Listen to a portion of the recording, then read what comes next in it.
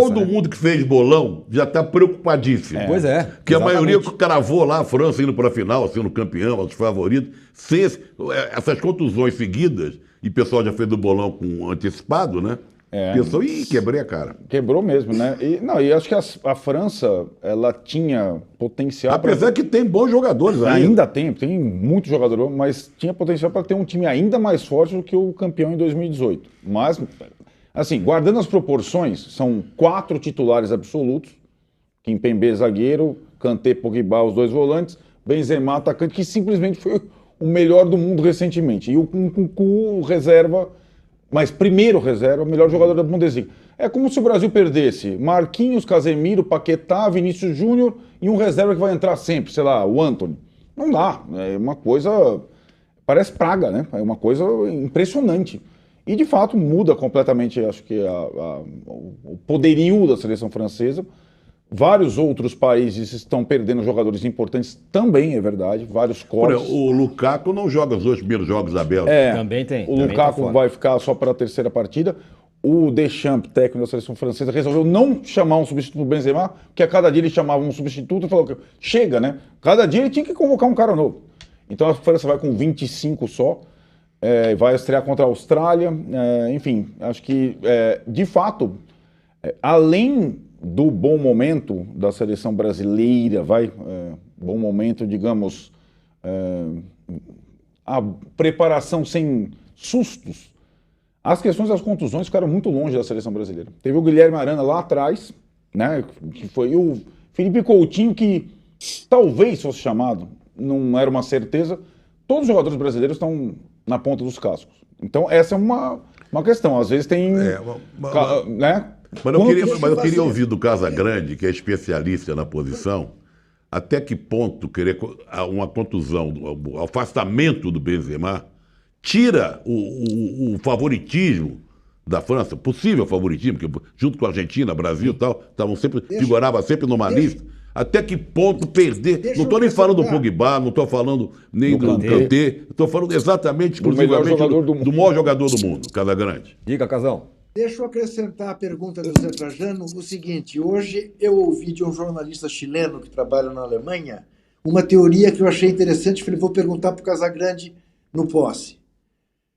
Dizendo o seguinte, foi uma bênção para a seleção francesa perder o seu melhor jogador, porque ele é muito ruim de grupo, as pessoas não gostam dele, o Mbappé olha para ele desconfiado.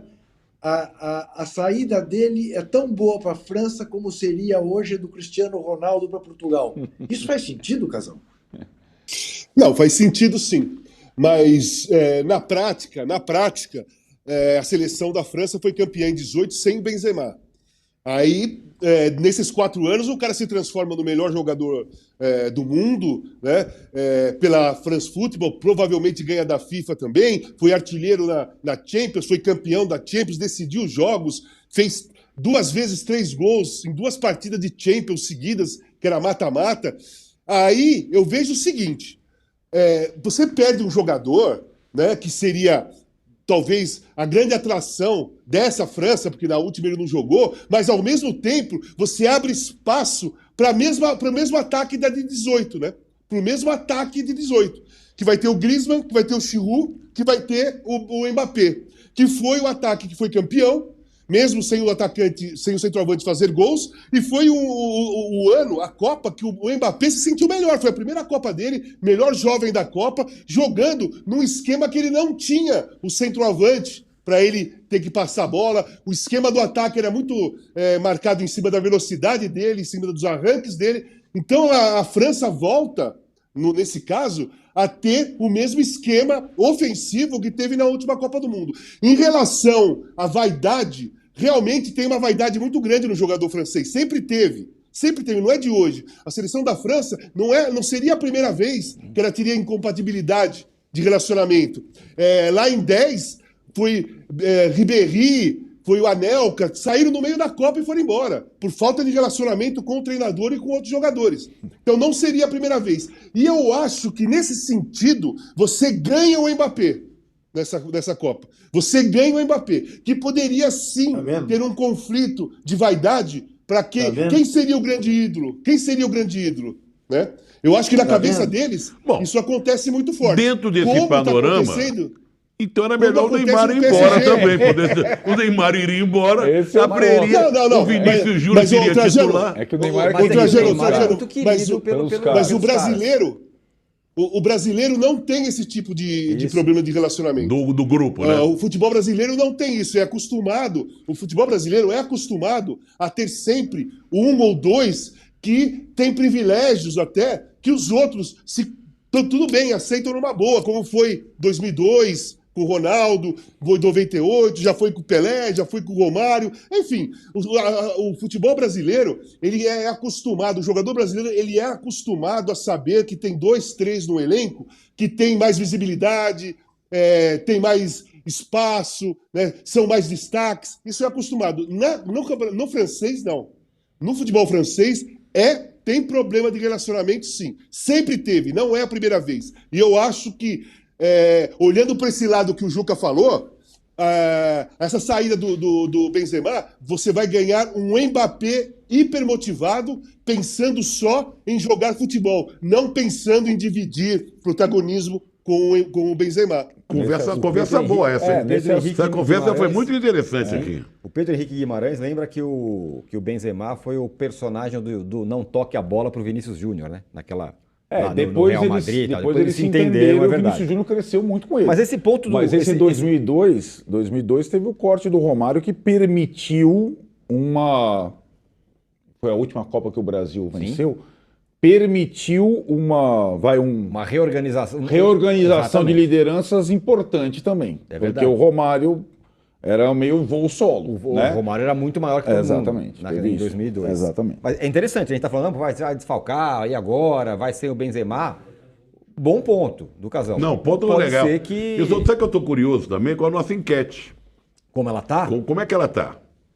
O que você achou da abertura da Copa, é a nossa enquete? Decepcionou 30%, Trajano. Só?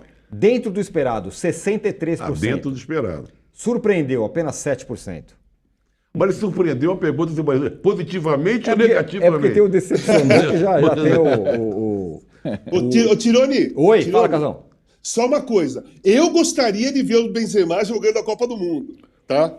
Eu gostaria muito de ver o Benzema jogando a Copa do Mundo, porque é um dos grandes centroavantes, fazedores de gols que tem no mundo nesse momento, cheio de moral, o melhor momento da carreira dele, e ele estava merecendo ter essa Copa do Mundo bem, sem ter contusão, sem nada. Ele merecia jogar essa Copa do Mundo, como o Lewandowski vem merecendo, desde 18 e tal. E o Benzema merecia jogar essa Copa do Mundo por tudo que ele vem fazendo nos últimos anos. E eu gostaria de vê-lo. O que eu achei legal é que foi levantado uma outra... Sim, exatamente. Sabe, uma outra visão em torno da ausência do Benzema. Isso que foi legal. Só para não... eu tinha prometido dar o nome da senhora, de uma das mães da Plaza de Maio que faleceu, é Hebe de Bonafini, que faleceu hoje, né, Trajano? Aos 93 anos, se eu não me engano. 93 anos. Que são... O Tironi, fala. só mais uma coisa. Diga lá. Não, só queria avisar vocês que eu sou presidente do Sindicato de Proteção aos Camisa 9, né? Então, me entendam quando eu falo que eu gostaria de ver o Benzema. Não, por isso que eu joguei a pergunta pro Casão falando, ó, você que dominou ali, jogou ali, sabe eu sou presidente mundial Perfeito. de proteção ao centroavante. Com toda a razão. Esse negócio que o Casagrande falou, e eu sinceramente não tinha pensado, nunca tinha passado pela minha cabeça esse ponto de vista, agora casa com uma coisa que eu vi. Eu não vou lembrar quem era a repórter, qual era a TV, mas eu estava assistindo, acho que era na rádio até que eu estava ouvindo, alguém falando que tinha acompanhado, algum repórter que tinha acompanhado o treino da França e que, surpreendentemente, o ambiente estava muito leve, todo mundo rindo.